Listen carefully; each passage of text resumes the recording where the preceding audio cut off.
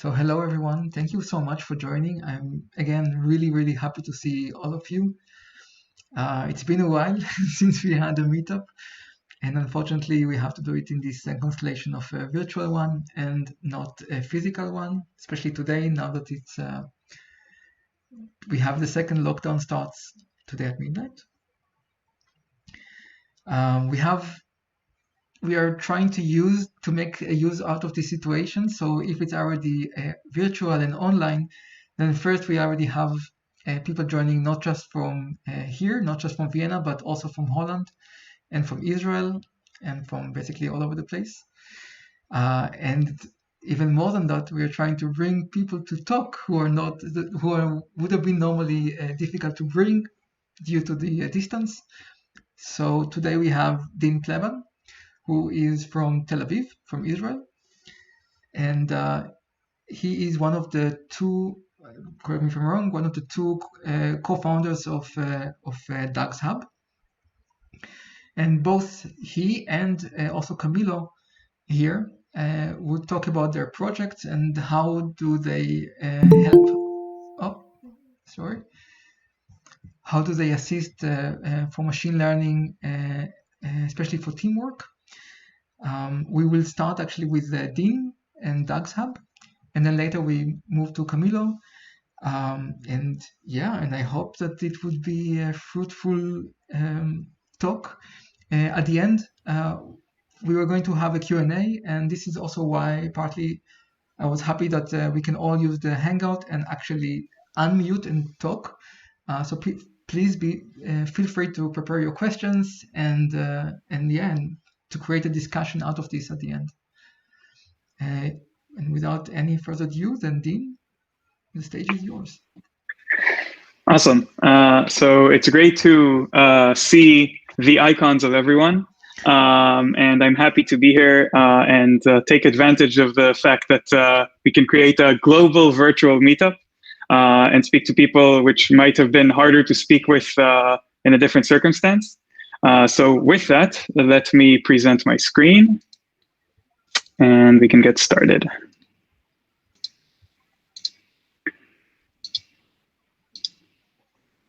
So, do you see the presentation?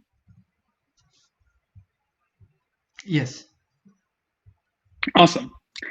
Like Liad mentioned, my name is Dean. I'm one of the co-founders of DAGS Hub, and today I'm going to be speaking to you about effective data science teamwork using Git, or in its more contemporary name, Git commits is all you need. A few words about me. My background is varied. I have a combination of physics, development, data science, as well as design. But what you really need to know about me for this talk is that I think that DevOps is awesome. It's a deep field with principles and philosophy, and it's not just a bunch of shell scripts. And what this field is about is taking software and making it work in the real world.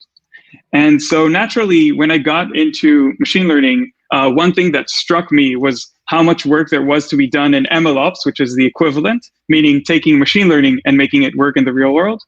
And I think it's a fascinating time to think about the problems and to find solutions for these problems. And that's what caused me to start DAGS Hub with my partner, Guy, who's also here. So let's dive right into it. Collaboration in data science is hard. Onboarding for new projects is really difficult. You have a hard time putting more than one person on a project. One quote that we like to repeat from a team lead is, I put 200% manpower and get 120% output. And how can we improve that? Workflows are ad hoc, changing projects between teams or companies, or even between different people in the same team that are working on different aspects of the same project, like data processing and modeling, is very challenging. And finally, when a problem arises with a model in production, finding the root cause, what data was it trained on, how it was created, is very hard. And now at this point, you might ask yourself, how does this affect me? Maybe I'm working alone, maybe I'm working in a research environment. And the answer to that is that the most common type of collaboration is you with future you, which is why debugging is so hard. You look at your code from 2 weeks ago and you think, who's this idiot who wrote the horrible code I'm looking at? The second reason is that in real life data science, you don't work alone. And if you are, then you should ask yourself whether that is the desired state or because of the problem that we are discussing. Review is also, it's also really hard to review other people's work. So the risk of problems in production is much higher, or the other side of that coin is that the review process is much slower. It's harder to know if you're comparing apples to apples or apples to oranges. And finally, things feel unreliable. Notice that if you look at data science projects on GitHub, for example, you have low confidence that you can actually make them work for you and work as part of the project that you're interested in. And this is not the same case with open source software. Finally, this is not a solved problem. There are existing tools in software development, but they don't really transition well to data science because the fields are fundamentally different. You need to manage additional components, namely data and models, and also the workflow itself is fundamentally different. And the ecosystem is still evolving, meaning there is no clear standard of how to work. And so what I would want to do right now is sort of give you a mental model of how we think about collaboration, because it's always a fuzzy term. And the first thing to mention is that when I'm talking about collaboration, I'm not talking about simultaneous pair programming, which is a really fun thing to do, but it's not really scalable. So you don't have 100 people working on the same code file. So if you and I want to work together on a project, we need to be able to do a few things. I need to be able to discover what I'm interested to work on, where my contributions are more worthwhile or where my skills are more adapted to the project. I then need to be able to understand how that experiment that I'm interested in working on was created, what the relationship between the different components are, and sort of how things work or what order do they work in. After I did that, I need to be able to reproduce these results on my system, whether it's local or in the cloud. And then after I make my changes, I need a way to contribute them back, meaning being able to review that work and then being able to incorporate the results in such a way that you don't need to manage an additional project every time you make a change. And obviously, this is a cycle. So once I finished one contribution, I'm going to work on the next one. So how does this look like in the real world? First, let's look at software where there are sort of more well-developed workflows. So when I want to understand what do I want to do, I probably use Google, I use GitHub, I look at awesome lists, I check out the issues and tickets of the project that I want to work on, the existing pull requests, and that usually gets me to the point where I know what is interesting to work on. I then read the docs, look at the code, check out the demos, look at the branches that exist and the project history. I can compare the different branches and see what changed between versions. And that way I get context on what's going on in the project. When I want to reproduce things, I just do a git checkout, or hopefully I even have Docker, which basically lets me run the build and the software itself without having to set up anything. And after I changed my project and I want to contribute back, it's also relatively straightforward. I git push it back to GitHub or whatever system you use. I create a pull request, which is basically me telling the person maintaining that project, hey, I made some change. Please look at it, review my code, tell me if it's okay or if I need to change anything. And then there is usually automatic testing and it's incorporated back to the project. But how does that look in data science? So for the first part, you might say, okay, I'll use papers with code or I'll use connected papers, which are our partners and we really recommend them. But it's not entirely clear. Maybe there's an existing ticketing system saying which research directions look promising. Maybe there's a further research section in the paper. But both of those cases tend to be rare. And abandoned research directions tend to be forgotten.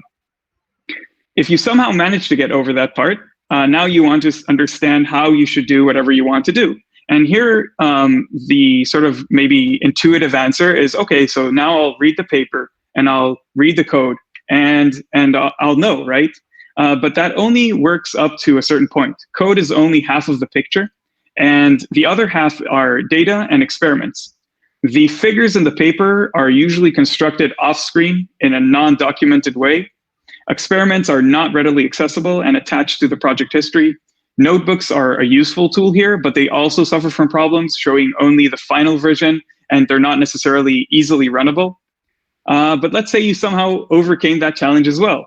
So reproducing is usually a pain in the ass. Even well-maintained and documented projects are not as smooth to reproduce as typical software projects. You have hardware issues. You have data and models not being a part of Git. You have random elements or variables. It's not always clear what the relationship between reported results and the instructions to produce them are. And notebooks here actually make the problem worse. And finally, if you got past all of these challenges that we just reviewed, there's basically no way for you to contribute things back.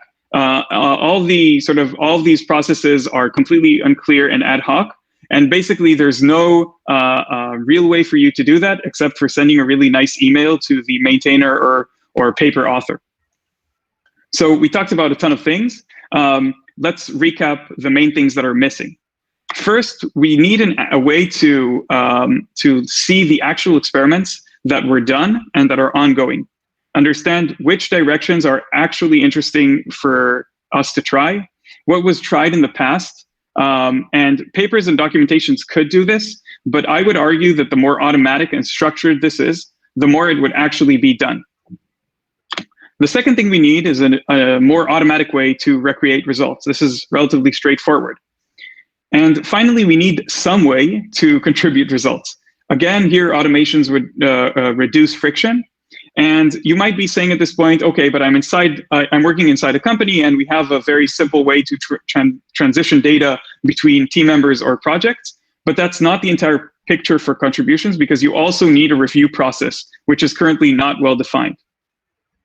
Okay, so we talked a lot about problems, but how does the solution for this look like? So we basically need some way to record the experiments that we ran. We need to use Git to create a historic record of the approaches tried by who and when. And we need to make sure that we're treating the version of data, and when I say data here, I mean the data, the models, the pipeline, as part of the source code. And if we went through the effort of doing all of these three, then we get all the information that we need to compare data science work with all its components. We can create meaningful automatic review tools and decide what should be incorporated into production. Or even better than that, when we're happy with the contribution, we get an automatic way to merge in the changes based on a CI/CD mechanism that basically takes the new code and data, tests it, and then deploys it into production with a click. So what I'll do now is I'll dive into each of these points and I'll provide a bit more information and tips, starting with the first one. So experiment tracking, there are basically two main approaches on how to do this. The first is external tracking, which you can think of as, which means that when you're executing your experiment code, you make calls to log the experiment information to some database, which you later use to display it in a meaningful way. The other option is Git tracking. And what this means is that each experiment becomes a Git commit. And that makes sense in that each experiment is a new version of the project. It has code, it has data, and it has parameters, which are part of the source code of our data science project. Now, each of these has advantages and disadvantages. External experiment tracking is great because there are good existing tools. The most widely known of them is TensorBoard, but you probably also heard of MLflow. You can also just dump everything into a runs directory or use Excel or Google Sheets. And basically, this is probably the most intuitive way to log things. It maps directly to our intuitions of what's going on. I have a new experiment, and I turn it into a row in my table. Now, the quickest, most intuitive solution often has problems. The first of which, or the main one, is that it's easy to get spaghetti. You have a huge table of experiments where you have no idea where each experiment comes from. It's really hard to compare apples to apples. It looks really nice, but it becomes not so useful very fast. And that is mainly because it's unclear how logged runs relate to the code, unless you're working very rigorously.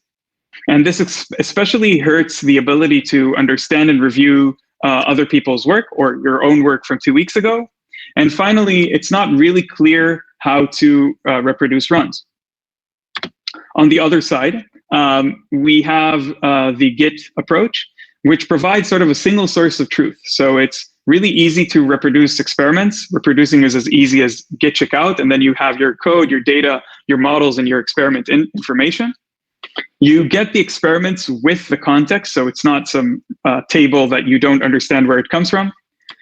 Git is obviously great at modeling parallel work, so collaboration is built in. You can combine this with data versioning to allow an automatic way to accept contributions. And this also integrates nicely with the existing GitOps and CI/CD tools. So you get the CI/CD, you get pull requests, and all of that stuff. The downsides here are that if you're automating this over many experiments, then you could have a lot of commits. And even though this is not a problem in theory, current tooling doesn't really handle this gracefully. And it's less intuitive than the last option. But the nice thing here is that a lot of times this is presented as like either or, and you have to choose. But mixing and matching is actually always an option. You can log to both.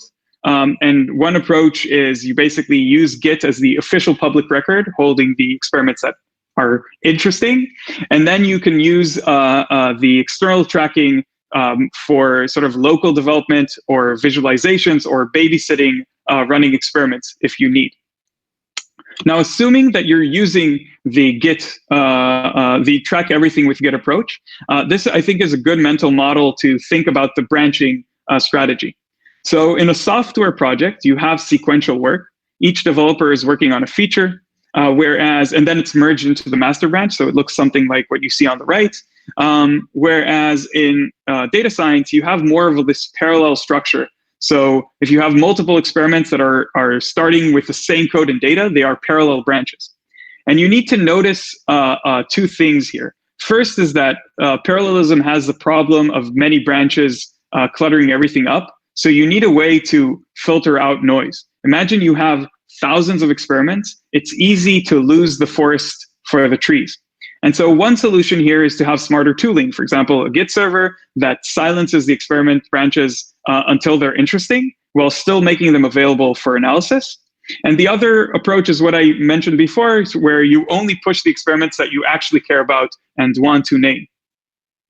The other thing that you might notice that this illustrates pretty well is that in data science, branches might not converge, which is something that doesn't really happen in classic software development.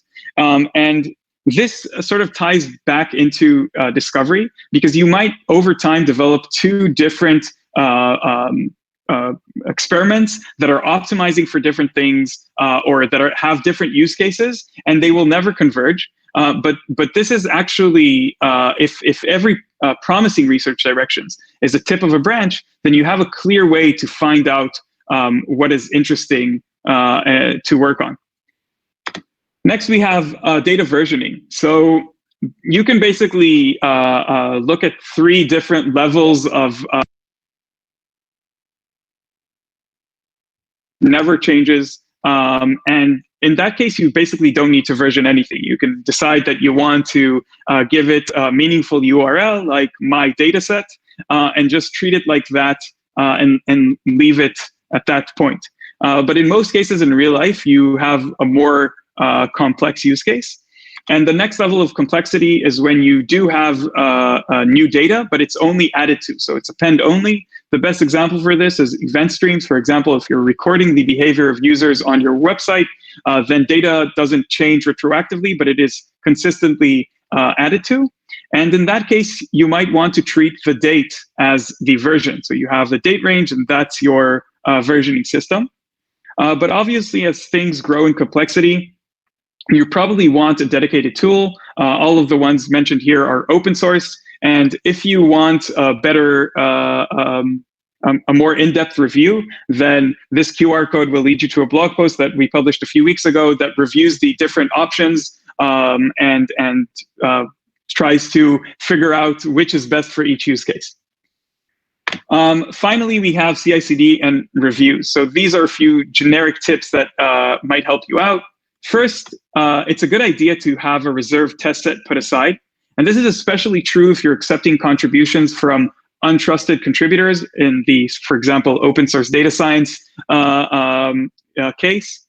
It's also very useful to have a leaderboard. It's useful to keep track of and advertise the most promising research directions.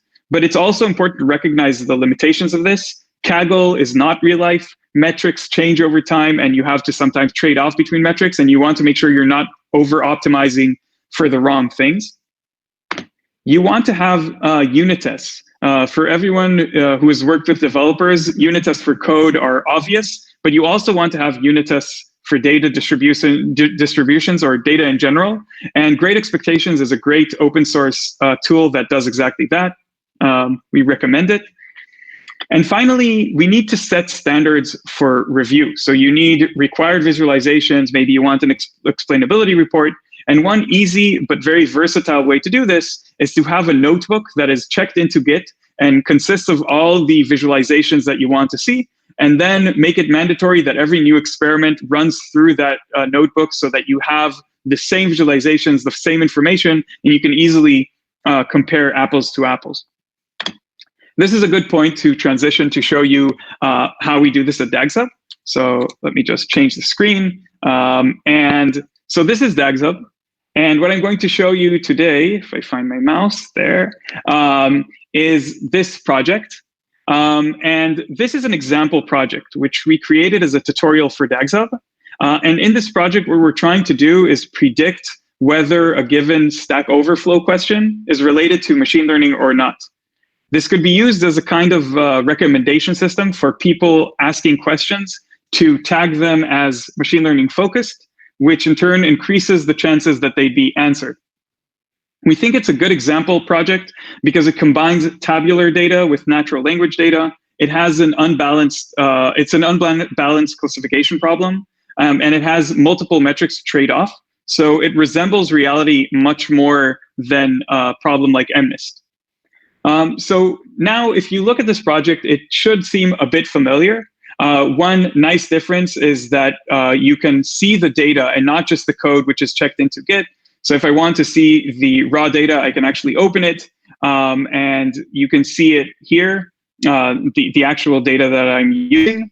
And aside from that, if I scroll down, the first thing that probably strikes you as different from the things that you already know is that you can see the pipeline. And I can very easily explain to you that what's going on in this project is that I have the raw data, which is coming from the Stack Overflow API. I'm splitting it into a train and test data set. I'm training a model on it, which comes out in the outputs folder. And I have metrics that come out of the training and testing stage, which I can see here as part of the pipeline. But if I'm joining this project and I want to really understand what's going on, I'll probably go to the experiments tab, where I can see an experiment table. Now, each row is an experiment, but it's also a commit. You can actually see it here. And if I click this link, I'll go back to that specific experiment. Each blue column is a parameter, and the pink columns are metrics. And I can actually choose a few experiments, click compare, and then I can see a tabular comparison between these different experiments. I can go down and I can see a parallel coordinate plot, which helps me understand the effect of different parameters on the results. And I can see a side-by-side comparison of the different metrics. Now, basically, we did this project, like I said, as a tutorial, and we left it for a few months. And then, as happens a lot of times in real life, we realized we have a data bug. So the data here is taken from the Stack Overflow API, which we realize in hindsight returns only 50,000 answers, which aren't sorted by time. So we get a random selection of questions that doesn't represent current reality. Now, this is not a problem with the code, and you can change any code to fix it. This is a real data bug. And this is also not a fictional situation. This genuinely happened to us. Like, we weren't preparing this. And so how would we approach this if this was a code bug? Basically, if we were to discover this, we'd probably want to fork this project, which we already did. And then we probably create a new branch that has the updated data, which we also did. Now, if you notice before in the origin, we had 8 experiments, but in this fork, we have 10 experiments. 2 of them were added while we updated our data. And after we would do that, we would open a pull request. So we would click compare. And here we already opened this pull request, so we'll jump straight to it. And this is the data science pull request that we have on DagsHub. This part is the discussion section that you probably are used to, but probably the first things that you want to do are look at the files that have changed. And the first thing that strikes me on this view is that I can see the data that has changed. So we can see that the raw data here is different, and that makes sense because it's a different query and updated data. But all the downstream artifacts have also changed. So the split, test, and train data, and the models that come out. And obviously, if I scroll down, I can see the changes in code, that were made as well. Now, after I review that, I want to compare experiments because we're data scientists and seeing the code is not enough. So here we can see in blue the experiment in the original project, and the two white experiments are the experiments that were added by this data update. So now I can choose all of them and I can click compare, and I have the same familiar view that I had from before. I can see the tabular data, but I'm actually going to look at the parallel coordinate plot. And as I said at the beginning, this is unbalanced data set. So accuracy is actually not so interesting. What I want to look at is average precision and F1. And what I can see is that, unfortunately, my two new experiments have degraded performance, which is kind of a bummer. But I need to remember that I wasn't trying to improve performance, but I was actually trying to fix a bug. So I would probably comment here, thanks for the fix. And I would add this comment. And it would be added to the discussion with a link. So I have that context when I review or someone else reviews this discussion. So now I want to incorporate it. And I have the merge pull request button here. But as you can see, there's this section added that has the data in this pull request can also be merged. And the nice thing about our approach at DagsHub is that as you can see that 171 megabytes of contributed artifacts don't exist in my original project. And so when I click the merge pull request, not only will the code be merged into my project, but also the data, the models, and all the other artifacts that we need. So it updates the entire data science project with this contribution. So I think that's a good overview of things. I'll return back to the presentation. So what did we have here? Our approach to implementing all of this at DagsHub is we use Git and DVC to version both code, data, models, and everything else. And we plan to add support for additional solutions for versioning in the future. We use simple open formats to log experiment data, in our case, YAML and CSV. You can use loggers that we made for you to simplify your life. But if you want to create your own, it's very easy to integrate with that. Now, we automatically scan the commits that come into DagsHub. We parse this information, and we use that to create the experiment tables that you saw in the nice visualizations that are integrated with your Git commits. We then have data science pull requests that show you the things that interest data scientists to review, not just code diffs. So you can see also notebook diffs, data, models, etc. And finally, you can actually merge the data and models after you accept a contribution. Now, this last part is especially important in the case of open source data science. So I want to spend a few minutes talking about that. So so the first thing you need to know about open source data science is that it's different from open source software. So projects like sklearn or Keras, which are great, are not open source data science. They are open source software. They don't have any element that learns from data. It's 100% software. You might think about projects like Tensor to Tensor or all of the projects that appear in Papers with Code, which are awesome, but they are one-sided dumps. These projects have their code, they have a README with a link to the trained model weights and sometimes to the data, but you can't really contribute data science work. And that's not really the maintainer's fault. There is no way for them to easily accept new data. Even with all the goodwill in the world, it's technically difficult to do. Now, enabling open source data science is our mission at DagsHub. And our approach to doing that is we want to do that by making data science collaboration stupidly easy. There are many challenges ahead for open source data science, but similar challenges were confronted by open source software, and it's a resounding success in practice. And that is because people are passionate, they want to work on these problems, as a community. And since it's hard to get in the way of smart, motivated people, open source data science is inevitable. And once its workflows are set, history shows that they will be dominant in the industry and companies will follow. So if you want to join the party before the pizza and beer are over, then please get in touch with us. And I specifically want to invite you to contribute to SoftAdept, which is a project we have, which is entirely open source data science. What it does is it's a monocular depth estimation, which in simpler terms means taking 2D images and turning them into 3D. It's live on DagSub. You can use the QR code to get right to it, and we would welcome any contributions. So thank you very much, and I look forward to your questions afterwards.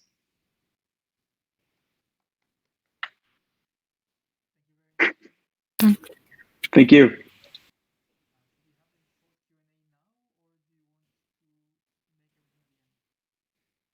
Whatever you prefer. I'm okay with both.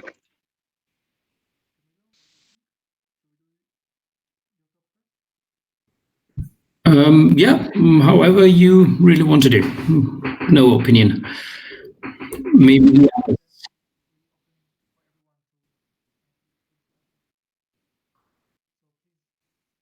Okay, cool. Yeah, hi, I'm Camilla, and I'm the founder of MLReef. And thank you, Liat, for organizing, and thank you, Dean, very, very much for the presentation. Super cool. Just to start, I mean, probably not everyone knows, but I think our two projects have many things in common. We both are based on Git, and we both see Git as a perfect tool to solve many of the problems that data science currently still has. And this is what we are trying to do as well. So I'm going to share my screen.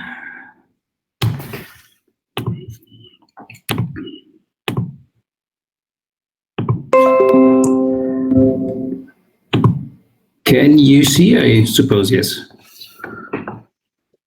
Okay, cool. So we are developing since around 2 years MLReef.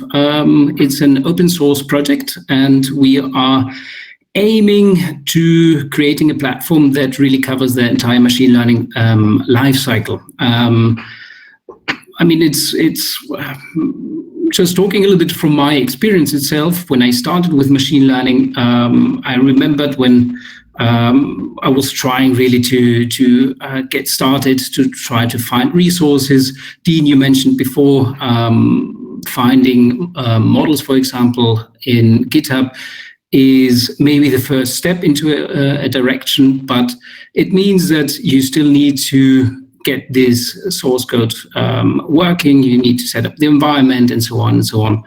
And my idea of MLReef at the very beginning was really to create a platform that handles machine learning sort of the way as development processes have been created. And I think there are many parallel points from DevOps to MLOps.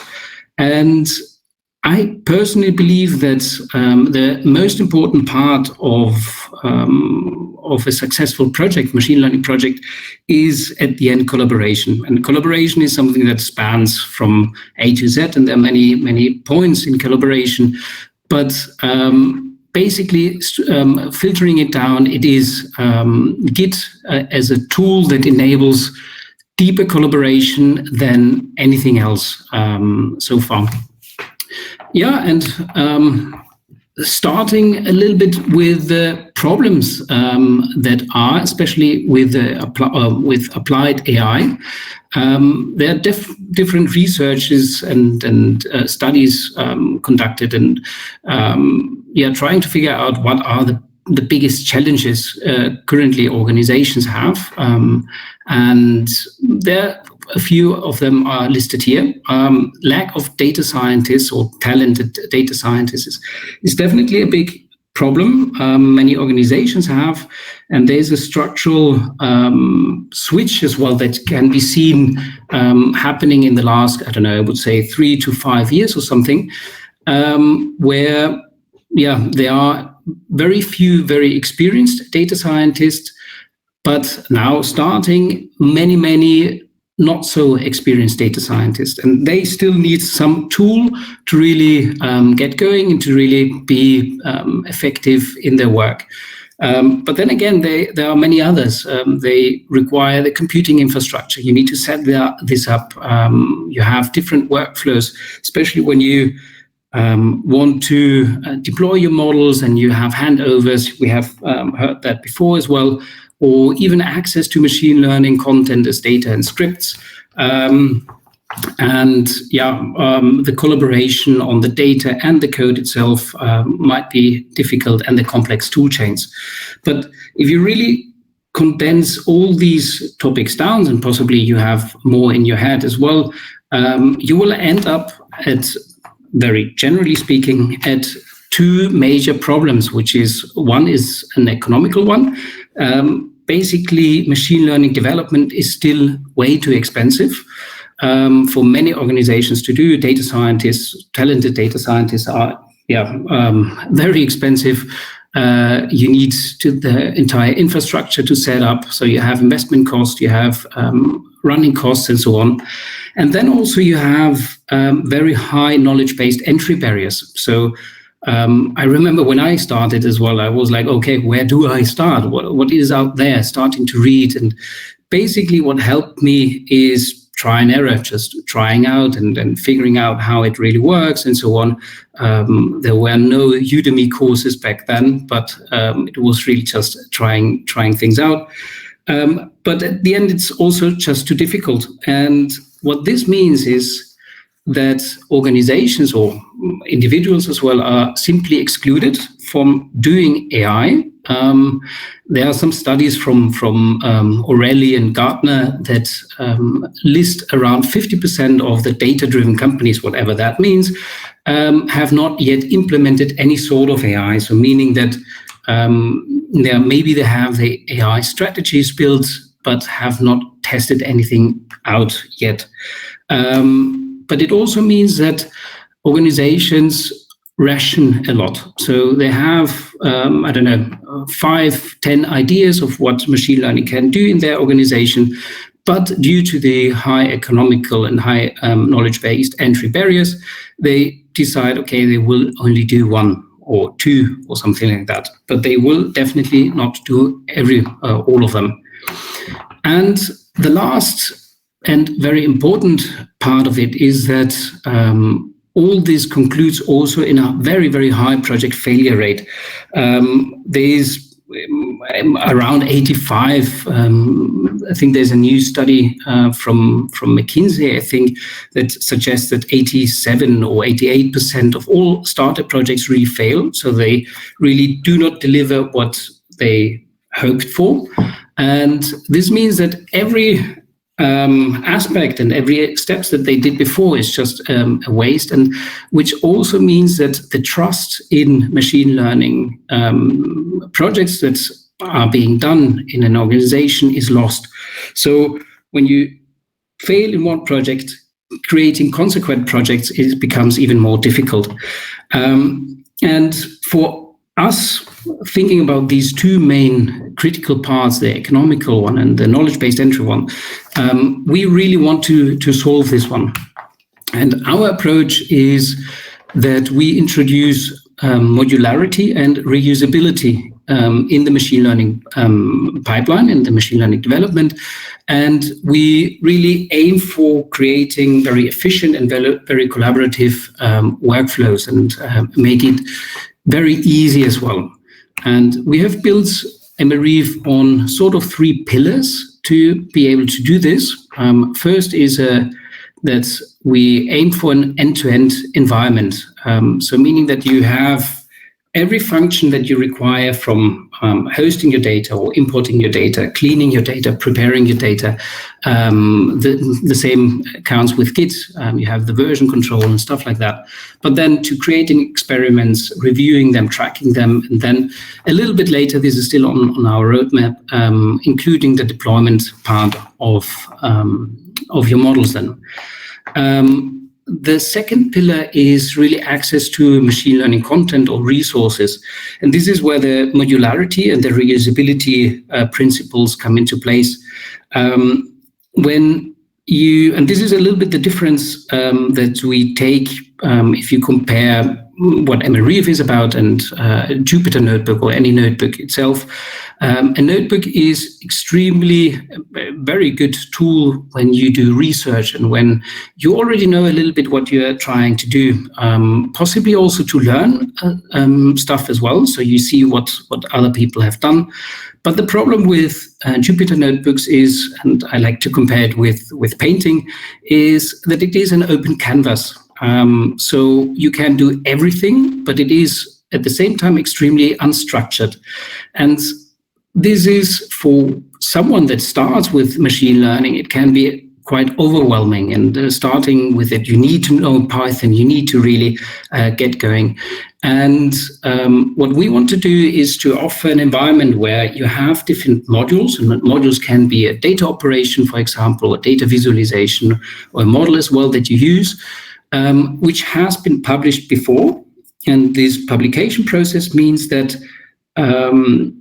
it created an environment, a Docker container in itself. It has been tested before, and this script is instantly usable, meaning also that when you see it and when you use it, you can change the parameters and you can adapt the code. You can use the same Git functions as well to own the script for yourself. So doing a fork, for example, and changing it, creating branches, iterating on this. And the idea is really to be efficient, to be very iterative, and so increasing at the end the quality of the work that you're doing. I've read also in one study that there is a sort of a shift in the requirements of a data scientist. I'm not quite sure if that is real or not, but I've read it. That is the research part of a data scientist becomes less relevant, but more the trying out different models, for example, becomes more relevant. There is a lot of code outside and you can access this, but the accessibility is still quite tricky. As we mentioned before, you need to install the environment, probably the source code doesn't work whatsoever. And this is what we are solving with our publication process. And last but not least is the collaboration and reproducibility. First off, we are open source, so we really want to push the collaboration onto the platform as well, but also using Git as our true collaboration tool for any project itself. So basically, in one sentence, MLReef is a unified solution for the entire machine learning lifecycle. And this is the feature landscape that we currently have. So you can manage your projects and resources. You can have groups and insights, managing your team members, for example, giving permission levels and so on. But then you have the create part where you have your machine learning projects, you have your code repositories, and you can manage your data sets. You have the visualizations there as well, differential tools and so on. Obviously, we are still in alpha, so we are building this step by step. But this is when you log in now, you already will find everything. The cool thing is that we also integrate the pipelines itself, so you can run your scripts there and your pipelines there as well. We are at the moment hosted on AWS, but we are planning, as we have the modularity approach, that you can also download the different scripts onto your machine through the Docker container, and that you can even concatenate them and run your pipelines locally. And obviously the last part is the sharing part, where you can publish your code and what Dean mentioned before, working not only on the source code part of things, but also on the data, and exploring new ways of increasing the quality of public data sets, for example, that is out there.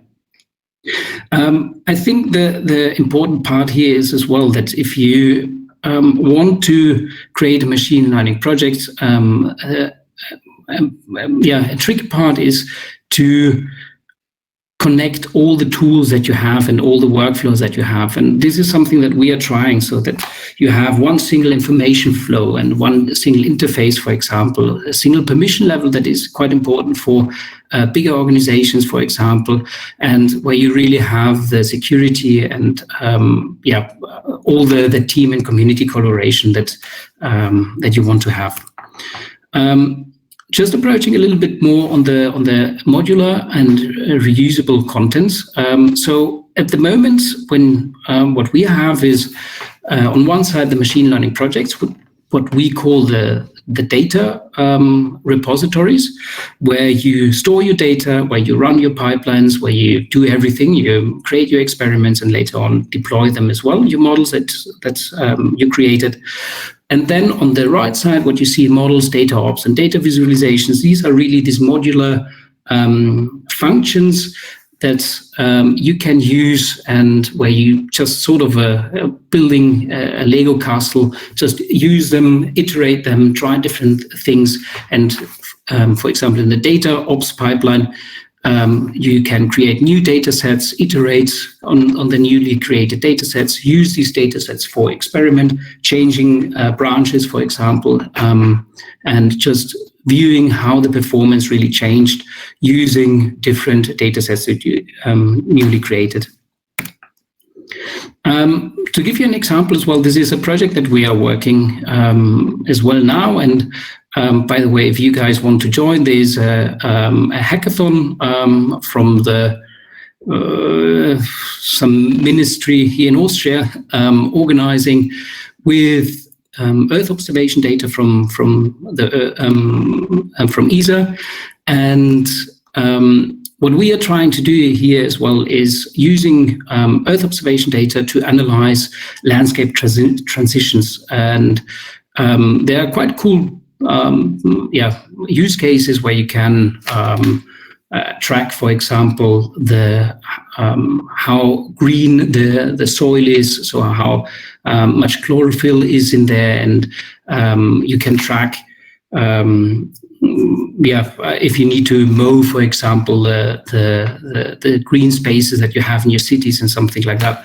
But the idea here is as well that when I create one project, this landscape transition analysis, for example, I can, or someone else can use the same data set and the same data processing operations and the same algorithms, the same models to train or to use in a completely different project. And this is what we call the cross-project synergy effects. And this is where a little bit the name of MLReef also comes from, a space where individuals cooperate and create synergy effects between each other.